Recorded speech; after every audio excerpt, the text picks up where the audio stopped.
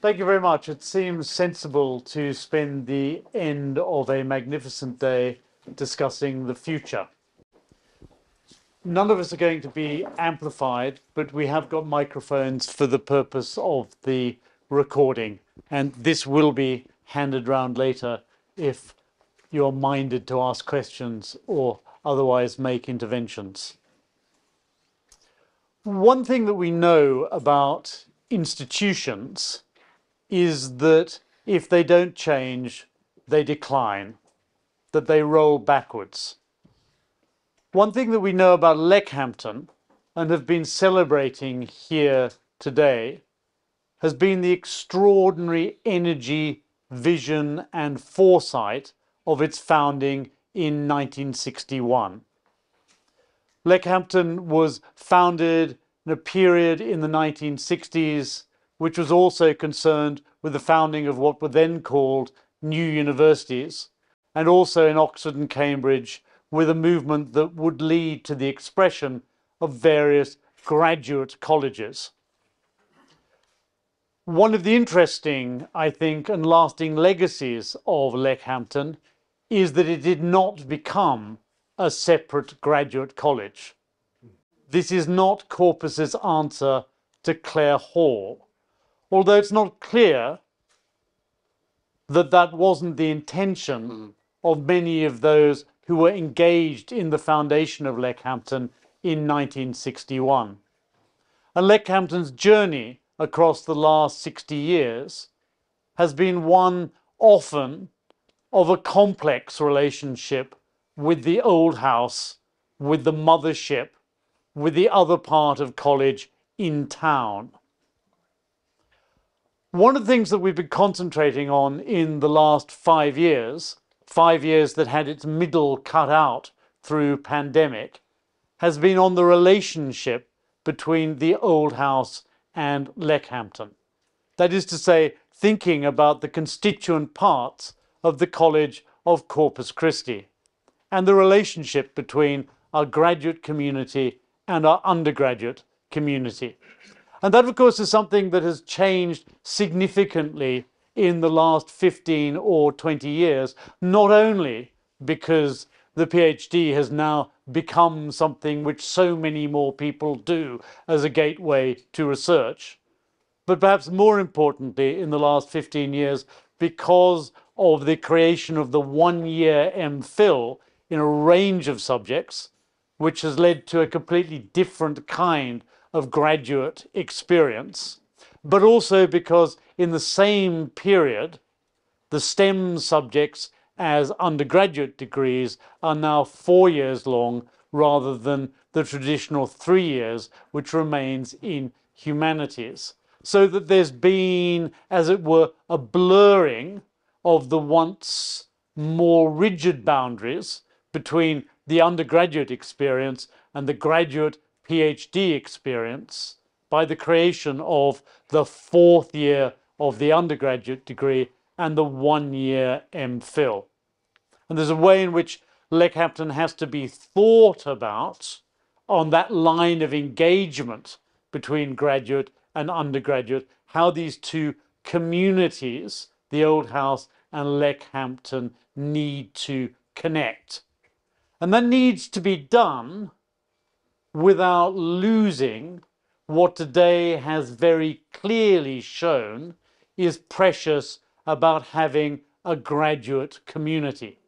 So for me, the challenge is, what does a college do in thinking about having a substantial graduate community on a site at some distance from its main city site, on a site which is undeniably magnificent, one of the hidden great treasures of Cambridge, but at the same time is resolved not to solve the problem simply by pushing that community away and saying, here, be your own separate graduate college.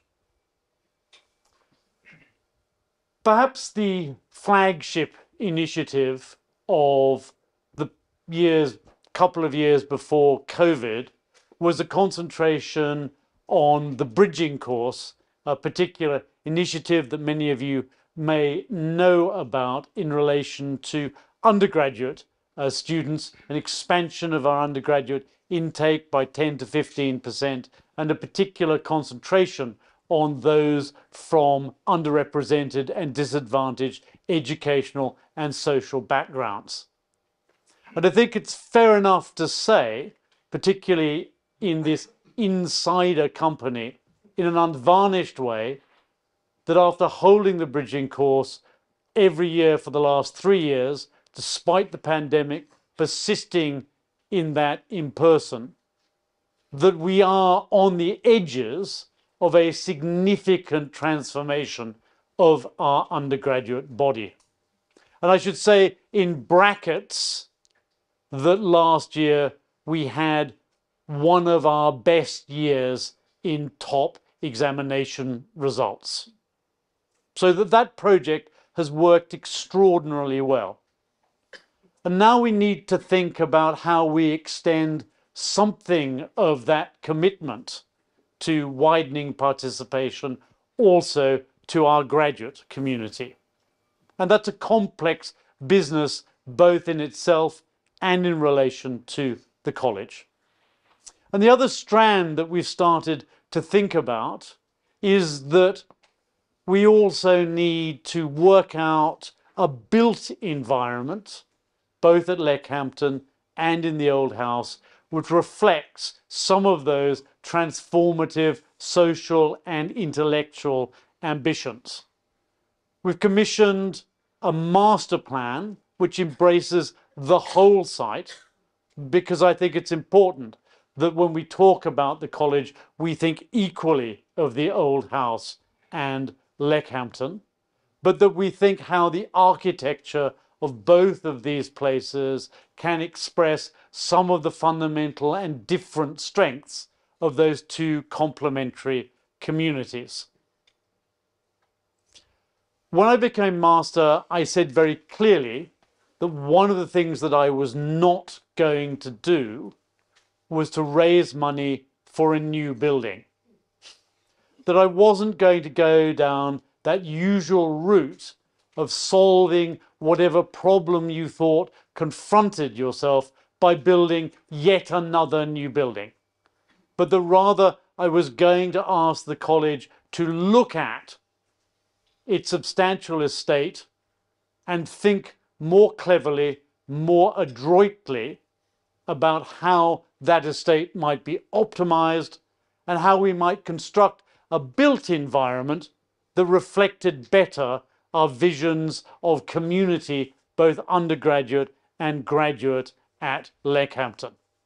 So that's my framing, as it were, for thinking about the future of Leckhampton. And I've asked 3 of my colleagues, 3 of the college's senior officers, to give their view from where they stand about how that might work itself out. We're going to start with the current warden, J.D. Rhodes, who's going to just take you through some of the insights that were offered by the master planning process on Leckhampton. And essentially, that's a story about how we have an opportunity now to integrate a set of buildings that were assembled piecemeal into something that looks coherent and workable as a site, but is also deeply respectful to its origins in 1961 and back, of course, to the earlier origins of Leckhampton House itself. And then Michael Sutherland, who's in the interesting position of being undergraduate admissions tutor, but also graduate admissions tutor in the sciences, to explain some of the challenges that now confront an admissions tutor for graduates, and particularly tell you something of the problems that frame a lot of our discussions on this surrounding graduate funding and some of the small successes that we've been able to celebrate in the last couple of years. And then lastly, Marina Frasca-Spada, senior tutor. Senior tutor for the whole college, for both graduates and undergraduates. And that is part of that sense of coming together as a whole college that's been so important in the last 4 or 5 years, to reflect on that most delicate, difficult, and important of issues, how we maintain the uniqueness, the attractiveness, the splendor of Leckhampton within the framework of the College of Corpus Christi.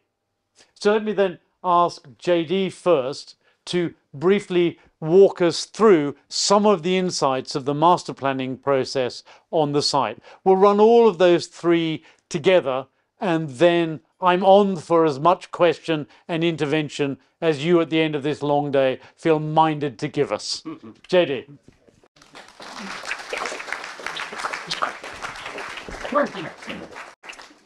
Thank you, Master.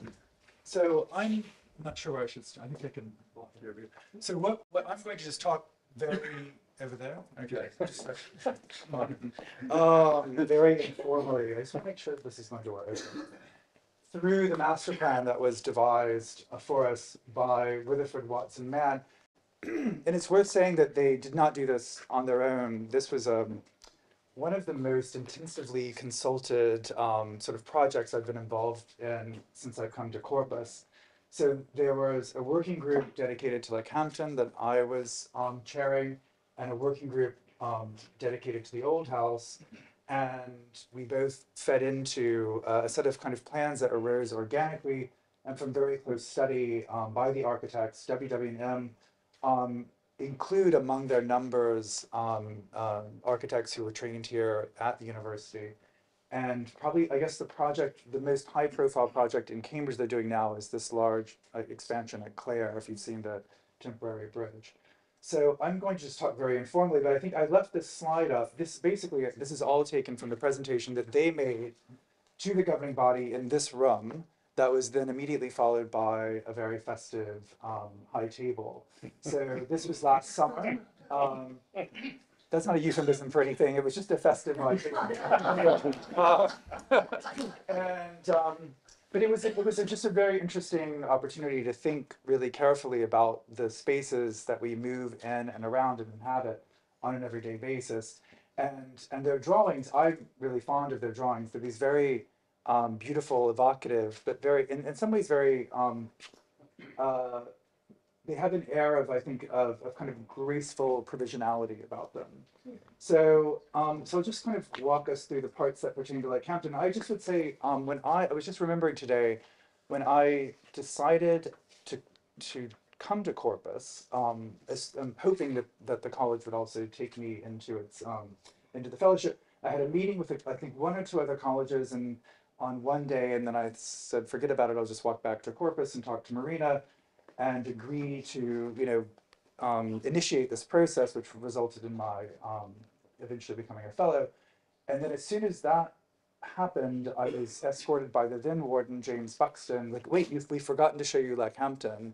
And no one had ever mentioned it, actually, during, not that I had that many meetings, but it really was, it's kind of the Brigadoon, if you know that movie. It's like the Brigadoon of Cambridge. Like, nobody knows where it is. And people who've lived here for decades, sometimes they'll show up for a reception, and having been completely unaware of its existence. It's something magical about the way you have to come all the way off of Grange Road, but then it projects mostly towards, on a different axis. And so it's sort of hidden, but hidden in plain sight. And I had already been won over, but it was, one of the things that really fully made me very happy about having made that decision. And I think one of its pleasures is its architectural heterogeneity, with the Victorian sort of Queen Anne style building, the post-war modernism of the GTD, and then the incorporation of the sort of later modernism of Deco, and then the Edwardian Cranmer Road villas. So these, I know this won't be these slides are a little bit smaller than I would like them to be, but this is the site as it is. And this gives us a sense of some of the overarching ambitions of the plan, which I think will become more apparent. But the WW&M, these are the main points of consideration: access, landscape, integration, sustainability, and optimization. I'm mostly going to be talking about landscape and integration because the detail on the last two is beyond my scientific understanding. But this basically, as beautiful as Leckhampton is, there's a number of problems that have to do with the way so much traffic, both delivery and car traffic, is sent up the drive. And then one ends in the parking lot, which is effectively, one kind of ends up in a parking lot, which is something that was never really intended, but it's just become a sort of happenstance feature of the place. I'm trying to figure out the pointer, where, does anyone know which one is the pointer? Does anyone? Just use your finger. Use my finger. No. So you end up here, and you basically are looking at the back of the GTB, which is really one of the most remarkable and beautiful and actually architecturally important buildings, as I'm sure those of you who are listening to Peter's talk, in Cambridge or maybe anywhere in this country built in the post-war period. So you're not seeing it from its most attractive vantage point, and you end up with this kind of Netherland. The service areas, the service buildings are along here, so it's a kind of strange point of arrival. So the plan was to sort of think about this and to make an advantage of the heterogeneity. This was WWNM's suggestion to us, and to think of it as a campus sort of along the lines of a North American university campus. I'm not privileging that because I'm North American, but it does make sense of the sort of the different historical strata that are represented in the site, but which have never been as clearly joined up as they might be. So some of the plans to create this kind of campus garden site is to actually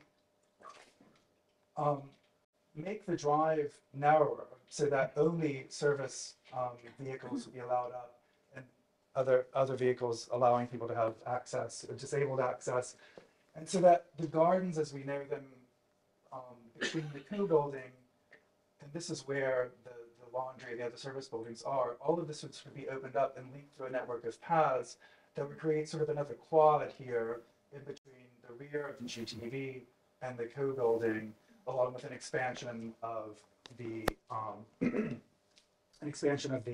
gym and the playing fields. And so this gives you sort of an idea of some of this rationalization, and the way that this would just be a much more inviting, not only more attractive and more inviting, but it would also bring Cranmer Road, those villas, whose more attractive aspect is obviously that's facing the garden.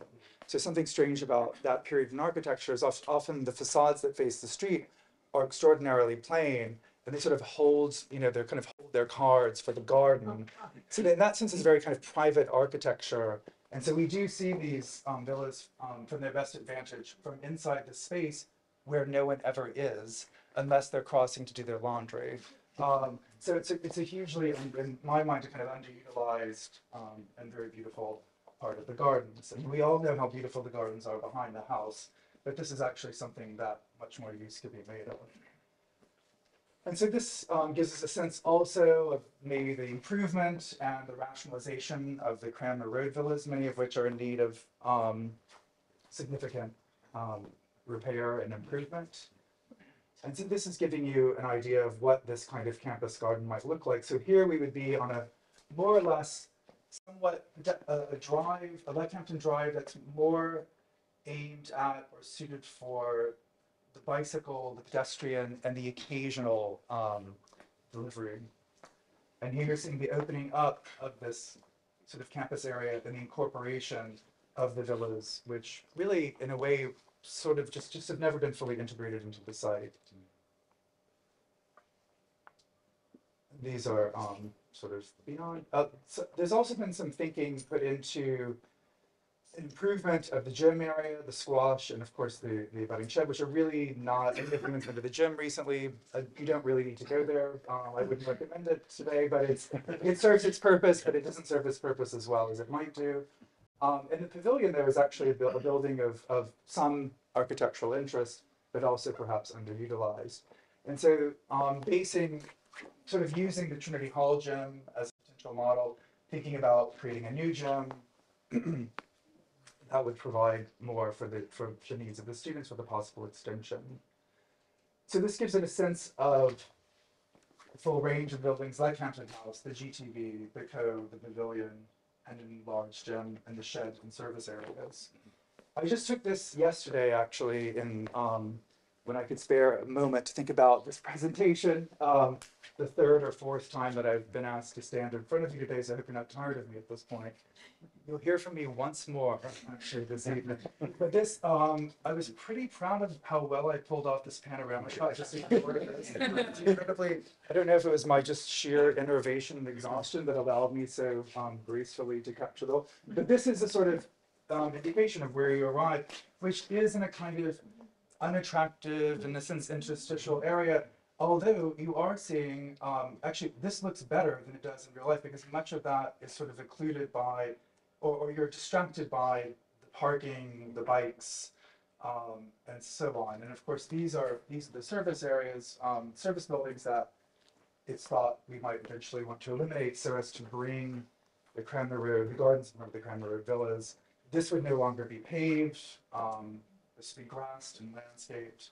And it would be like entering a whole new system of extremely attractive and welcoming spaces. And so I think that is, oh wait, there we go. And one of the key additions and one of the things that I'm most grateful to WWM for proposing is that you'll have seen, as beautiful as it's been to see these marquees lit up at night, and it's been such a fun and festive reimagining of Leckhampton. Part of the reason that we needed to have this second marquee by the GTB is we're really short on meeting space. And so we have basically this room, which serves a variety of purposes. It's really awkwardly suited to having like the Leck talks or the Stephen House talks, which actually we've begun holding in what I hope you appreciate is the recently renovated GTB library, which we opened just in time to close it for the pandemic. But the effort there, and it was very generously supported by the master and then Bursar, and we tried to return as much as possible with Peter Carolyn's advice and counsel to an image of what it was like when it was first built, so it's sort of mid-century splendor. But nonetheless, there is and so that is serving, sort of double duty with a reading library and a place of study and occasional quiet conversation, but also a meeting room. And so what they've proposed, which I think is a really interesting idea, is to build potentially a meeting room on the back of what is now the parking, sort of near the bicycle storage, that would sort of extend those buildings into this newly planned garden space and quad, and would solve this really critical problem of having a proper lecture room at the site. So this, as lovely as it is to see everyone here in this room, it's primarily a hall. And I think that would be an enormous benefit to the social and I think in particular the intellectual life of the community here. And so that gives a sense of the way this is what things look like now, according to their rendering. And this would be an imagining of this new, and they've kind of imagined a sort of transparent space. But this kind of very gentle addition to the modernist architecture of the GTB, which allows it to kind of extend into this area and do the work of linking up these various spaces and both visually and I think sort of spiritually as well. So that's all I was going to say. So I hope that just gives you a sense. And these are obviously enormous ambitions that we've set for ourselves, and it just gives us a sense of I think it cultivated in all of us a real appreciation of what it is we actually have. But also how we haven't always necessarily made the best use of the things we've been gifted with. So I think I'll just stop there. Thank you.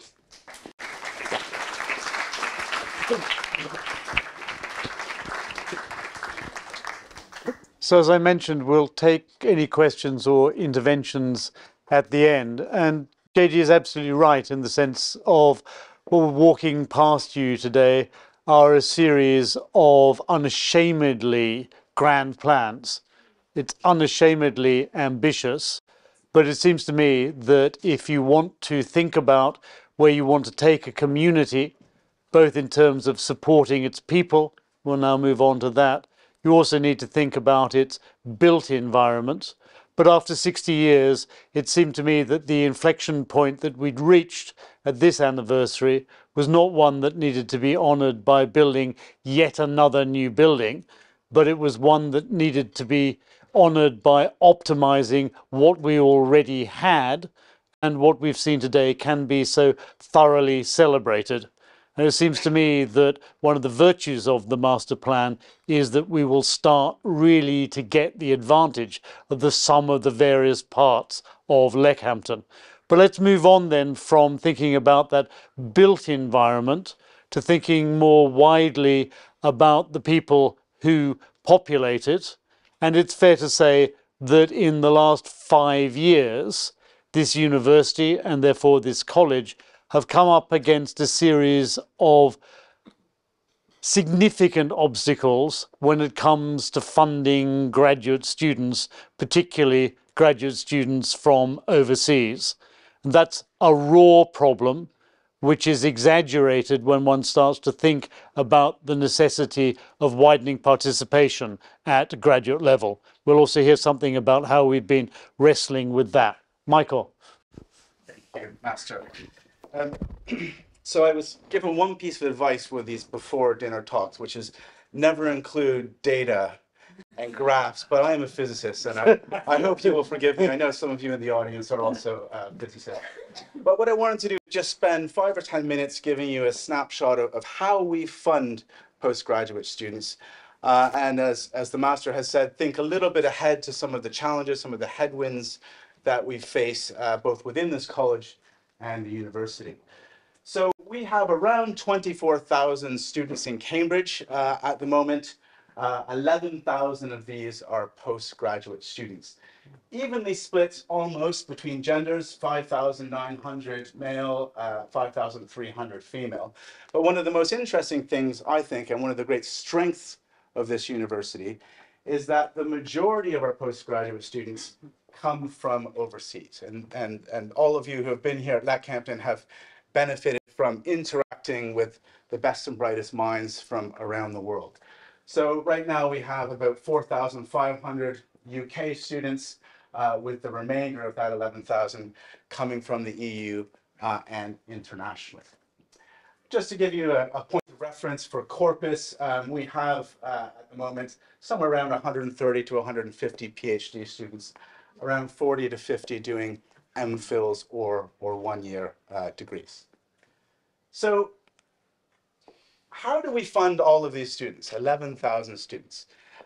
Now, this is the only equation I'll show this evening, but the way that we cost our students is we have to support both their tuition as well as their maintenance. So to give you a sense of some of these numbers, I took some random courses off the website. If you are interested in a PhD in archaeology, you will be spending somewhere around £9,400 if you're a UK student, 28,000 if you're an overseas student. An MPhil in classics, about 13,000 for a home student, and 30,000 for an overseas student. So that's a typical indicative cost for an MPhil or PhD in this university. In addition to that, students need to be able to cover their maintenance. And that means rent, that means food, that means living expenses, drinks at the Leckhampton bar, etc. That comes out to be about £16,000 per year. So you're looking for around 30,000 or so per year for a UK student, and getting up towards 50,000 per year for an international student. We also hope to award our students some additional support, a little bit of money to traveling to conferences, and for international students, we hope to be able to cover their health surcharges and applying for visa fees. So these are big numbers. These are, out of the reach of, I think, the average person to pay out of their pocket. So where do we get the money to fund our students? I had a look at data. So this is the incoming cohort in 2021 to Leckhampton, the ones who joined us in October of that year. And I've got just two charts here. One looks at students on the one-year course, so MPhils, LLMs, these sorts of things. 70% of those students funded their degree themselves. And that is a fascinating figure. These people are taking out additional loans, they're borrowing money, they're really pressing themselves financially for that opportunity to get the MPhil. I think this is too high. You can see the sort of barrier that this creates to students from widening participation backgrounds. Not everyone has access to that kind of money to fund themselves. 20% of our corpus students on one-year degrees got an external scholarship, so some funding from a large agency, which I'll talk about in a moment.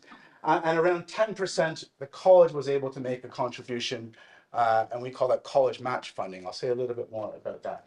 PhD degrees, the pie chart looks completely different. So most of those students, almost 80%, had some kind of external scholarship. Around 10%, again, we were able to offer a contribution, and a small number were able to fund themselves, 13%. So where do these students get the external funding for? We are a very popular college, so we don't quite get as many applicants as Trinity, but not far off, actually. So in terms of college choice, although we talk about Leckhampton being a secret, the secret is out to potential applicants. And we are a very desirable college for applications. So we typically come in second, third, fourth in terms of the total number of applicants. And this means we can choose some of the very best, most competitive people for funding here at Corpus. So a number of our students will receive full maintenance plus tuition from organizations like the Gates. We have, I think, a privileged window into the Cambridge Australia scholarships, and there's one scholarship holder sitting there.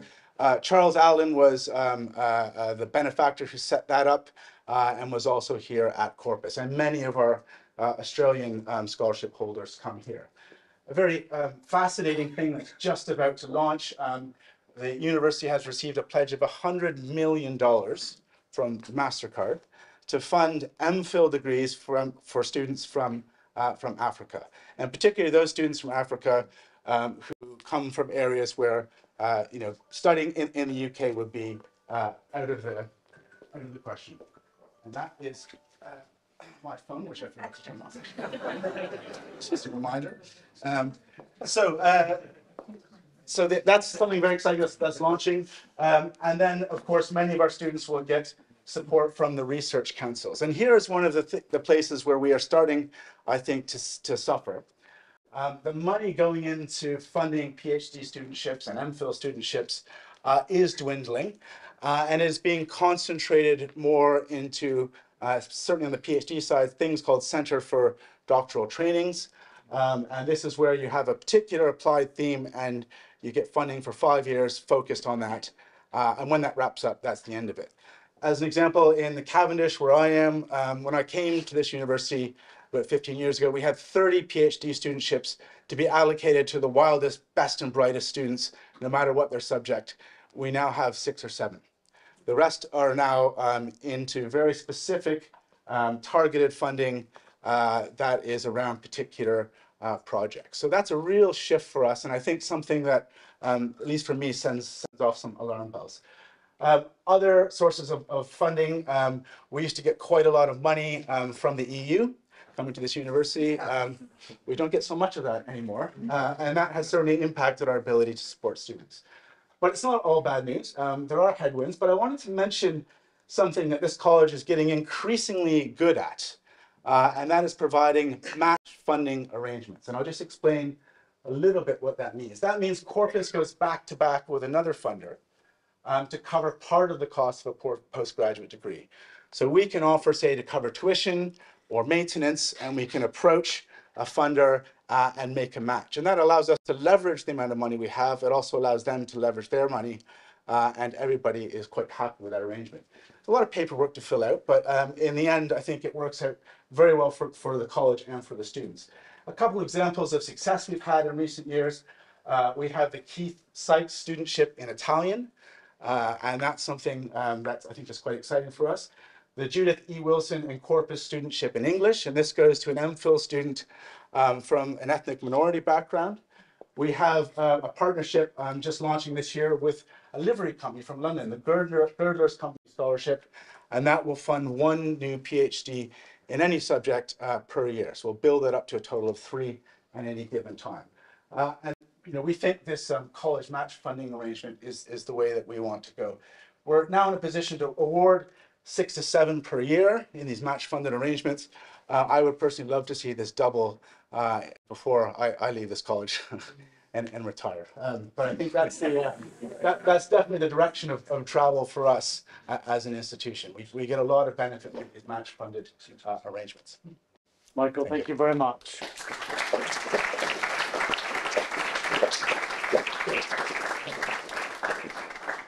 So the bottom line takeaways from that are that the numbers are surprisingly large. 50,000 for an overseas student wishing to do an MPhil. One further thing that I would mention when thinking about Michael's graphs is to remember that, and let us take that imaginary classicist, that one cannot progress to a PhD in the humanities unless one has an MPhil. So that graph that moves from self-funding to institutional funding needs to be read against that necessary progression. And that only goes to underline the difficulty of accessing those with the capability but without the personal resources, as it were, to get onto the academic track through the MPhil.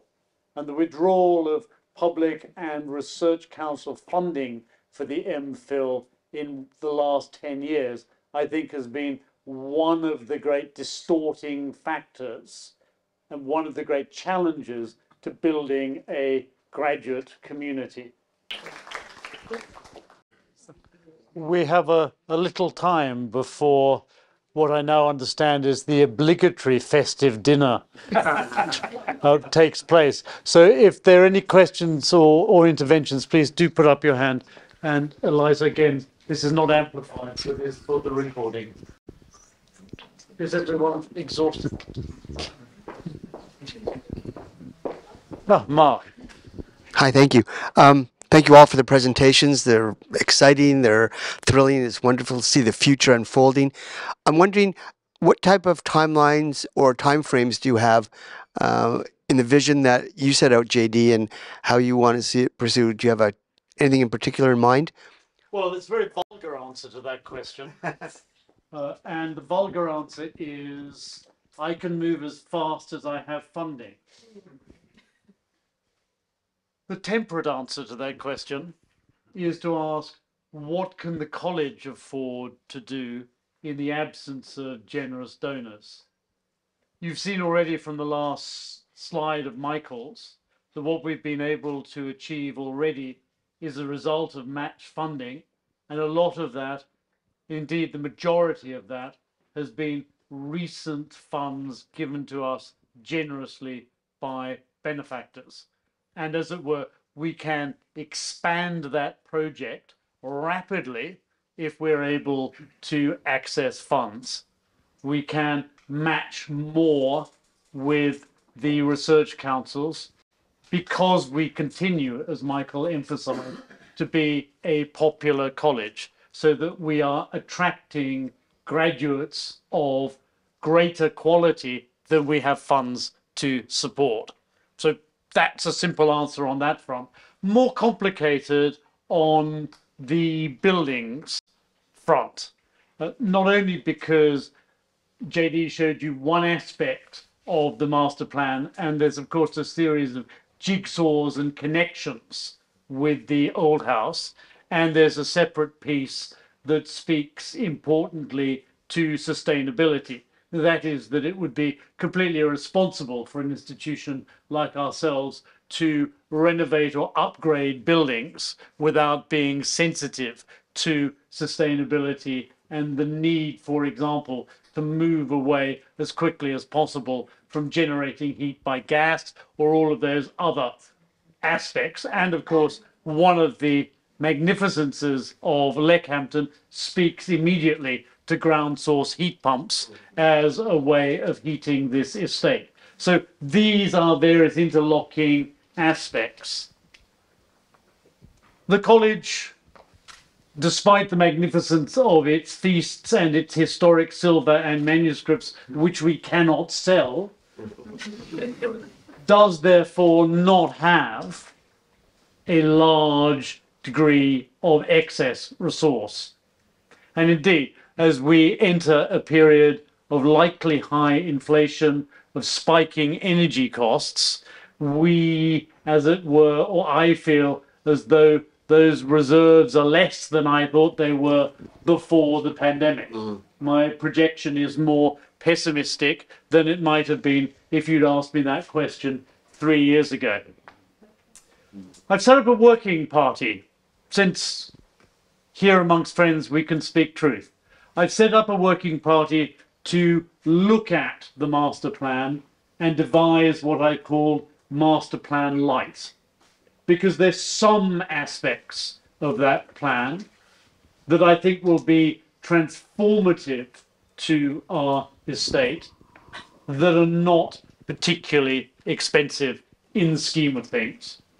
So, for example, the greening of the driveway to Leckhampton, the creation of a green court outside the GTB where a car park now lies, perhaps the additional ambition of sweeping away the maintenance sheds and the laundries to sort of get a more integrated view of Leckhampton, bringing the lime walk back into our sense of the estate. These, in the scheme of things, are not significantly expensive, and I think that the college can thoughtfully manage those with its resource. But in terms of pushing forward with the big ambitions, both for Leckhampton and for the old house, I'll be absolutely frank in saying that we will not get particularly far in the absence of a major generous donor.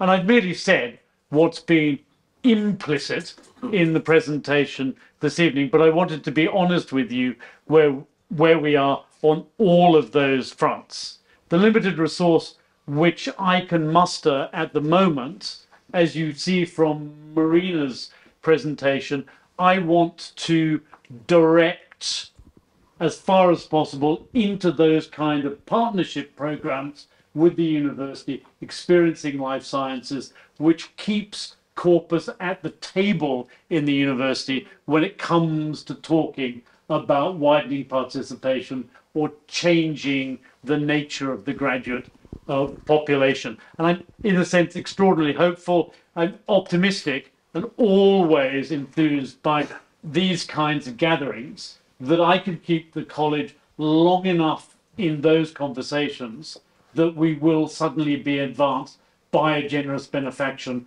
that will enable us to do more. I mean, that's, in a sense, a description of what I think my job here is.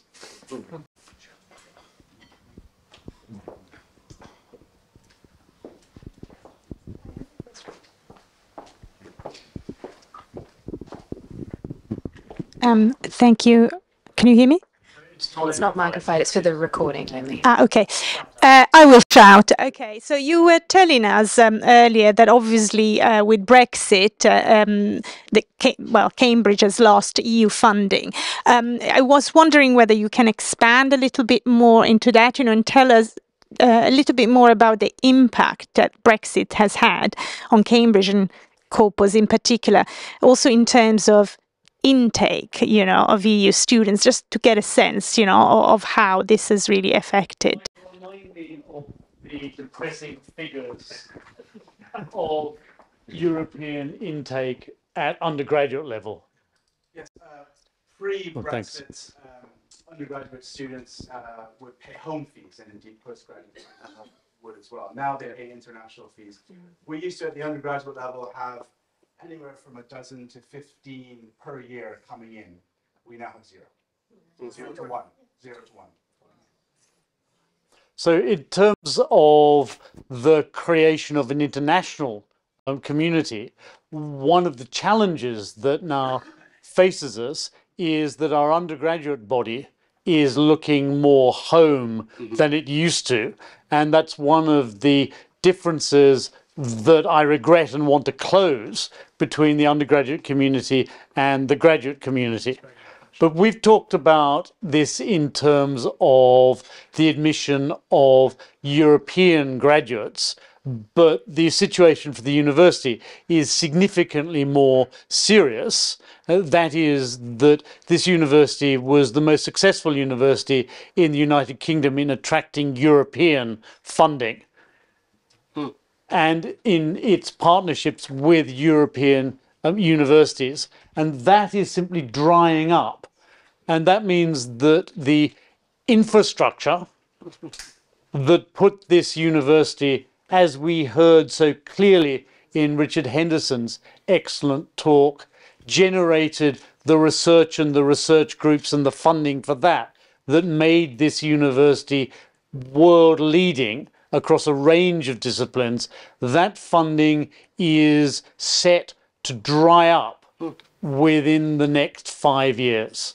That is to say that we've now participated in the last round of European funding, and the UK government has not made good on its promise that it would fill the gap and supply locally through research councils the money that used to come to universities from Europe.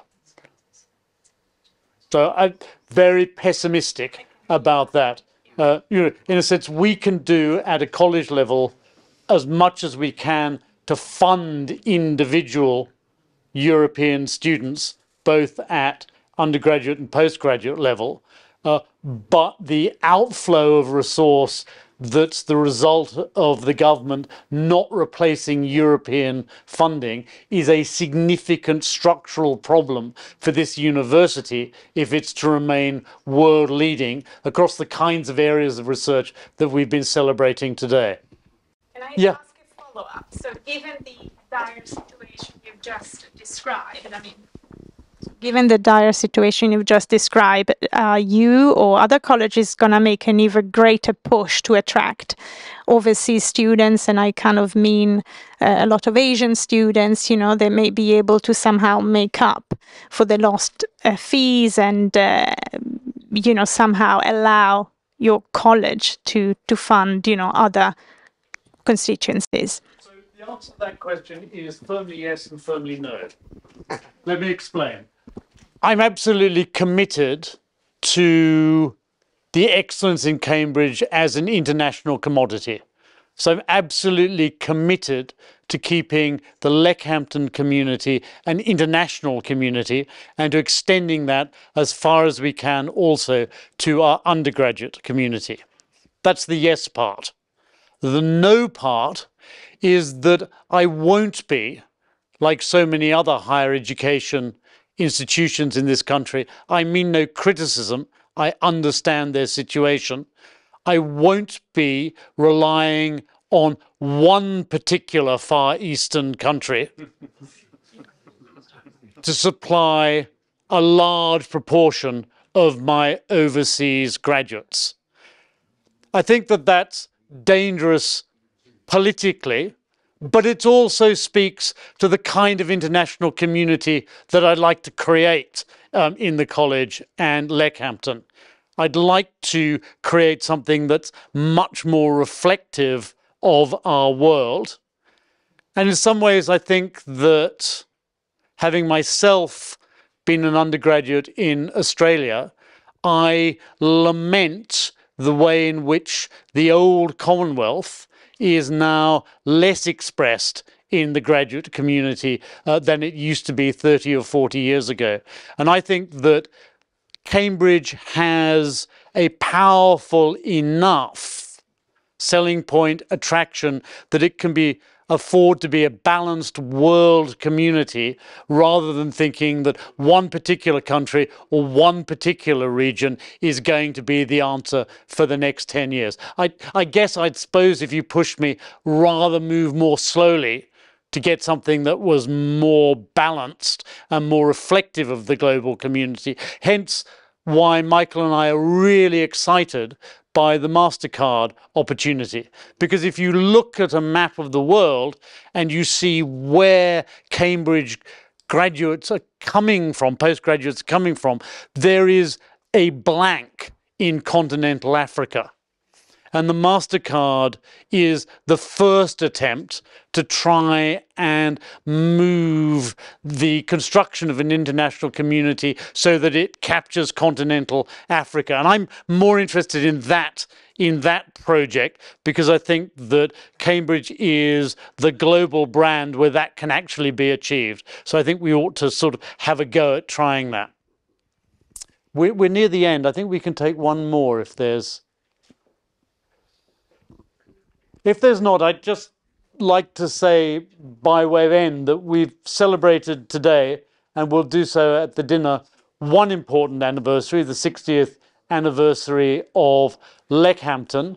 But also this year we celebrate the 40th anniversary of the admission of female fellows, and also the admission of the first female graduates to Leckhampton. Next year, we'll celebrate the 40th anniversary of the matriculation of women undergraduates to Corpus. So in a sense, this celebration of Leckhampton's anniversary is the beginning for me of a year, 18 months of significant anniversaries that mark not only important moments in the creation of the modern college, but are also inflection points for us, as we've done this afternoon, to think about what kind of future we might like for the college, what kind of future we'd like to commit to Leckhampton. And if by way of conclusion I could borrow a line from the senior tutor's talk, Corpus is indeed a small college, but my ambition is that it should always box above its weight. Rachel, we now move to the next part of the festivities. Thank you.